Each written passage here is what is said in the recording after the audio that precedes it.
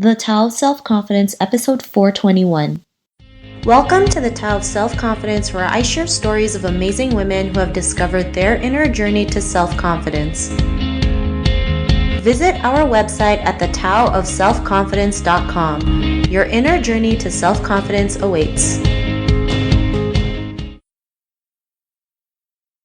Well, hello friend. Welcome to the Tao of Self-Confidence, where I share stories of amazing women who have discovered their inner journey to self-confidence.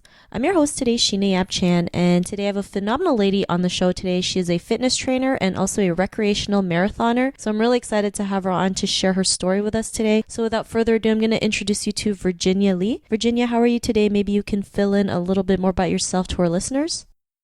Sure. Hi, Sheena. I am a Toronto area fitness trainer. I've been at this job for the last 14 years. I love it. And as part of being a fitness trainer and motivating other people to get to their particular goals, I myself am working towards a long-term fitness goal that is running 50 marathons by the age of 50.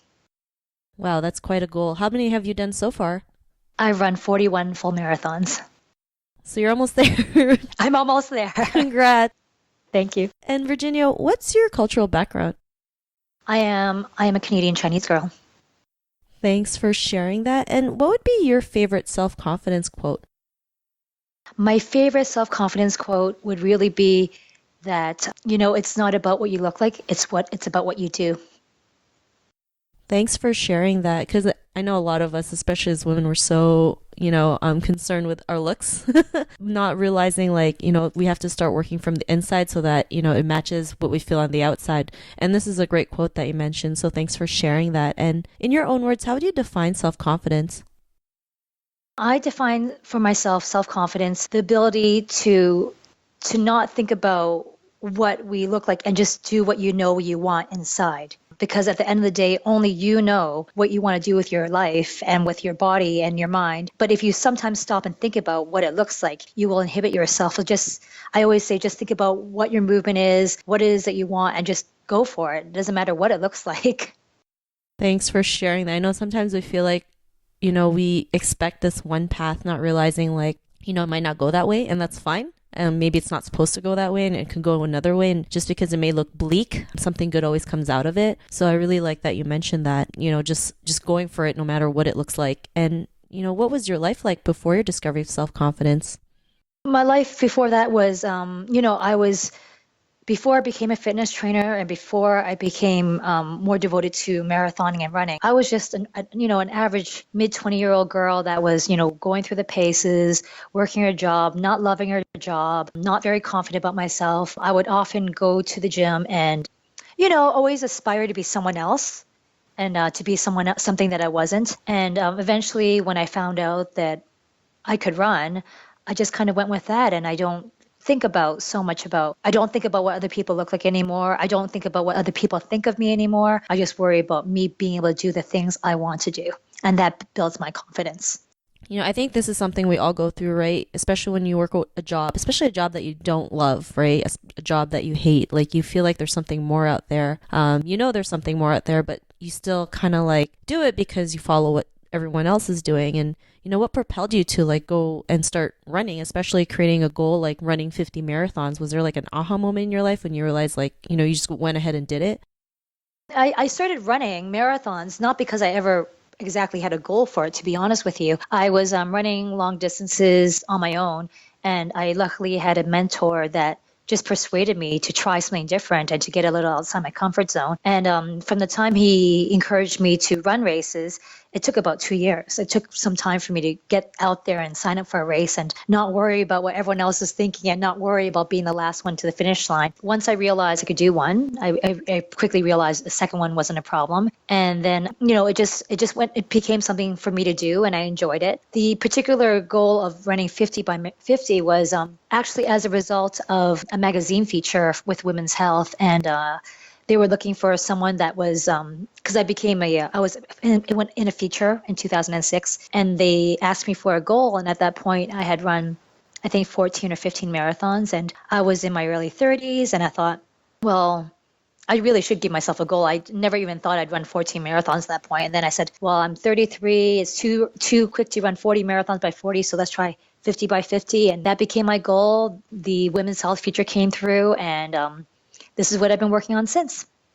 Wow, that's pretty amazing. I like how you mentioned if you can do one, you can do another one. And I think people forget that, right? Like if you can do it once, you can always do it again and again and again. And I know the first time might be the hardest, but I mean, it gets easier. Well, I don't know if running 40 marathons for you, I'm sure it gets a little bit easier, but that's amazing, right? Like no one would ever think, well, maybe I could run 50 marathons by the time I turn 50. A lot of people are like, well, I'm 50. I don't think I can do it.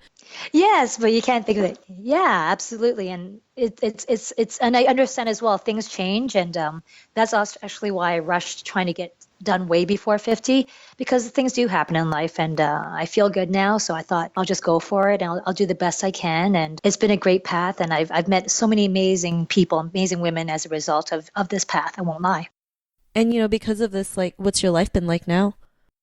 I feel very blessed. I'm very active. I love the job I'm in right now. I do attribute my confidence as a result of running is a big reason why I was able to leave the job I didn't love before, because I realized, if I can accomplish this, I can get out of this job. There has to be a way to find a job that I love. And again, gratefully, I found it, and I feel very lucky to be around people that encourage me and support me in my goals. And in turn, I'm able to support them in their particular goals too. Awesome. Well, thanks for sharing that. And to the woman who's listening to your episode, she may be in her own journey of self-confidence. What would be that one tip you would give to her?